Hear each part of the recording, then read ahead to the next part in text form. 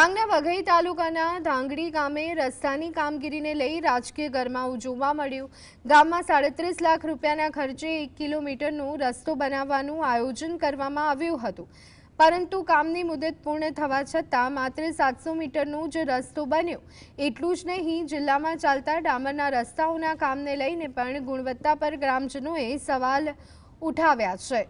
ધાંગડી ગામે અધૂરા રસ્તા મુદ્દે પૂર્વ ધારાસભ્યએ આંદોલનની ચીમકી ઉચ્ચારી છે। ને અમારા ગામમાં જે રસ્તો મંજૂર થયેલો છે એ કામ અધૂરું છે।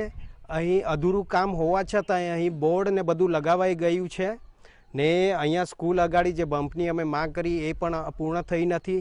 એ પ્લસ ઉપરથી હજી રસ્તો અધૂરો છે, એના માટે અમે પૂર્ણ કરવા માટે અમે ફોન કરીએ છીએ તો સુપરવાઇઝર ફોન ઉપાડતા નથી। રસ્તો 1 કિલોમીટરની જગ્યાએ 600 મીટર જે એમની છે તો મંજૂર કરેલ જગ્યા, એ મંજૂર કરેલ જગ્યામાં 600 મીટર માત્ર બનેલો છે અને ભાજપના વાલા દોલા, ભાજપના રાજકારણ કરનારા ઉલ્લાસભાઈને ત્યાં છે તો 400 મીટર એ સાઇટ અલગ છે અને આ સાઇટ અલગ છે। એટલે તંત્ર આ કરે છે કે રાજકારણ કરાવે છે તે જોવાનું રહ્યું।